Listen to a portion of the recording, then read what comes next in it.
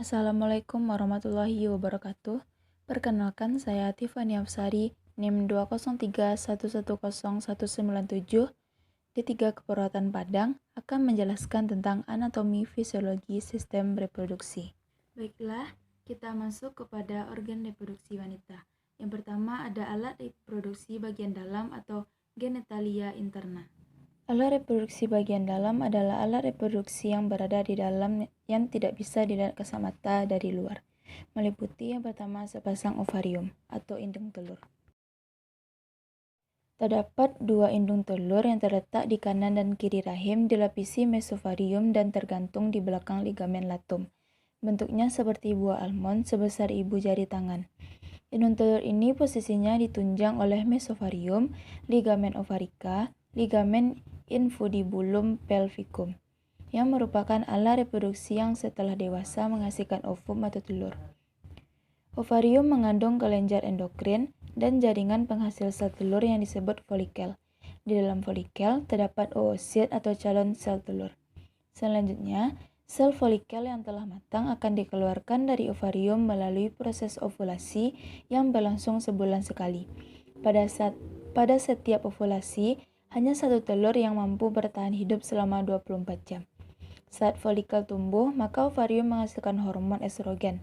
Sedangkan setelah ovulasi, maka hormon yang dihasilkan kebanyakan adalah progesteron hormon. Ovarium juga berperan dalam mengatur siklus haid. Struktur ovarium terdiri dari yang pertama adalah korteks atau kulit, yaitu tunanica albugenia, yaitu epitel yang berbentuk kubik. Kemudian jaringan ikat di sela-sela jaringan lain. Kemudian stroma, folikel primordial, dan folikel degraf. Yang kedua ada medula atau inti atau zona vaskula yang terdiri dari stroma yang berisi pembuluh darah, serabut saraf, dan beberapa otot polos. Seorang wanita diperkirakan akan mengeluarkan sel telur kira-kira 400 butir seumur hidupnya. Selanjutnya ada vagina atau liang senggama. Liang atau saluran yang menghubungkan vulva dengan rahim terletak di antara saluran kemih dan liang dubur. Di bagian ujung atasnya terletak mulut rahim. Ukuran panjang dinding depan adalah 8 cm dan dinding belakang terdapat 10 cm. Bentuk dinding dalamnya berlipat-lipat. Selanjutnya ada uterus atau rahim. Organ otot berdinding tebal dan berongga. Bentuknya besar, letak dan susunan uterus berbeda-beda tergantung pada umur. Uterus ini sendiri berfungsi sebagai tempat implantasi ovum yang telah dibuahi, sebagai tempat perkembangan dan memberi makan pada janin yang telah berkembang. Vagina merupakan jalan lahir lunak. Bagian-bagian uterus antara lain yaitu fundus uteri, yang kedua corpus uteri, yang ketiga isthmus uteri, dan yang terakhir cervix uteri. Bagian dinding uterus secara historik terdiri dari 3 bagian, yaitu lapisan serosa atau lapisan peritoneum yang di luar, lapisan otot atau lapisan myometrium yang di tengah, yang terakhir lapisan mukosa yaitu lapisan endometrium di dalam. Selanjutnya ada tuba uterina atau saluran telur. Saluran telur yang keluar dari korpus rahim kanan dan kiri, panjangnya 12 cm dan diameter 3-8 mm. Saluran telur terdiri dari 3 bagian, yaitu pars interstitialis, kedua pars ismica yang merupakan bagian tengah saluran telur yang sempit, dan yang ketiga pars ampullaris. Alat reproduksi bagian luar atau genitalia eksterna. Alat reproduksi bagian luar ini adalah alat reproduksi yang dapat dilihat dari luar secara kasat mata atau langsung dapat dilihat. Bagian-bagiannya yaitu yang pertama vulva. Bagian alat kandungan luar yang berbentuk lonjong, berukuran panjang mulai dari klitoris, kanan kiri dibatasi bibir kecil sampai ke belakang dibatasi perineum. Bagian-bagian dari vulva sendiri adalah yang pertama labia majora, yaitu bibir besar kemaluan. Berada pada bagian kanan dan kiri, berbentuk lonjong yang pada wanita menjelang dewasa ditumbuhi juga oleh pubes selanjutan dari mons veneris. Yang kedua ada labia minora. Bagian dalam dari bibir besar berwarna merah jambu. Di sini juga dijumpai frenulum clitoris, prepetium, dan frenulum pudenda. Selanjutnya ada mons veneris atau tundut. daerah yang menggantung di atas simfisis yang akan ditumbuhi rambut kemaluan apabila wanita berangkat dewasa. Pada wanita, rambut ini akan tumbuh membentuk sudut lengkung, sedangkan pada pria berbentuk sudut runcing ke atas. Yang keempat ada vestibulum. Terletak di bagian selaput lendir vulva atau di antara dua labia minor. Terdiri dari bulbus vestibuli kanan dan kiri. Selanjutnya ada intorius vagina atau pintu masuk vagina. Selanjutnya ada hymen atau selaput darah. Selanjutnya ada perineum yang terletak di antara vulva dan anus. Selanjutnya ada orificium uretra externa atau lubang kemih. Lubang kemih adalah tempat keluarnya air kemih yang terletak di bawah klitoris. Di sekitar lubang kemih, bagian kiri dan kanan didapati lubang kelenjar skin. Terakhir adalah adanya klitoris. Klitoris identik dengan penis pada pria kira-kira sebesar kacang hijau sampai cabai rawit dan ditutupi oleh frenulum klitoris. Pada organ reproduksi pria, terdapat yang pertama adalah testis, yang merupakan organ kelamin laki-laki tempat spermatozoa dan hormon laki-laki dibentuk. Testosteron dihasilkan testis, berkembang di dalam abdomen, sewaktu janin dan turun melalui saluran inguinal kiri dan kanan masuk ke dalam skrotum menjelang akhir kehamilan. Fungsi testis yaitu membentuk gamet-gamet baru yaitu spermatozoa yang dilakukan di tubulus seminiferus. Yang kedua, menghasilkan hormon testosteron yang dilakukan oleh sel interstisial. Baiklah, selanjutnya kita masuk kepada organ reproduksi laki-laki.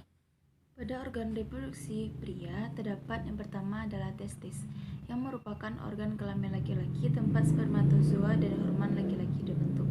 Testosteron dihasilkan testis, berkembang di dalam abdomen, sewaktu janin dan turun melalui saluran inguinal kiri dan kanan masuk ke dalam skrotum menjelang akhir kehamilan.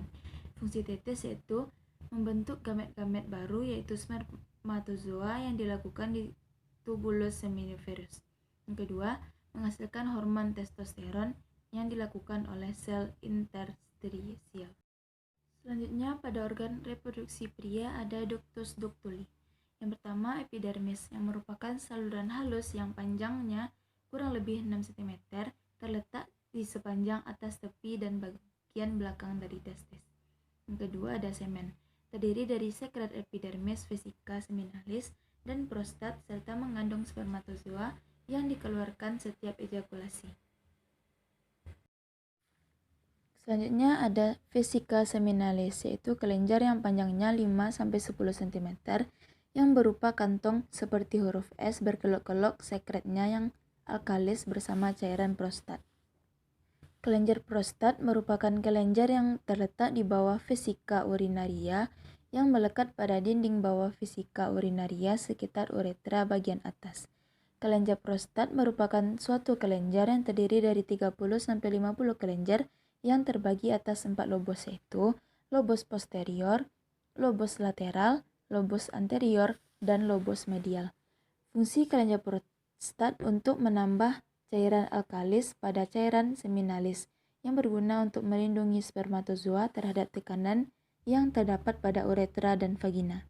Pada organ reproduksi pria ada ductus ductuli. Yang pertama, epidermis, yang merupakan saluran halus yang panjangnya kurang lebih 6 cm, terletak di sepanjang atas tepi dan bagian belakang dari testis. Yang kedua, ada semen, terdiri dari sekret epidermis, vesika seminalis, dan prostat, serta mengandung spermatozoa yang dikeluarkan setiap ejakulasi. Yang ketiga ada ductus deferens, merupakan kelanjutan dari epidermis, canalis inguinalis.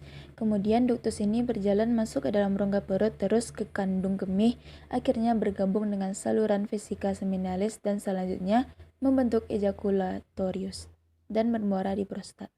Panjang ductus deferens 50-40 cm.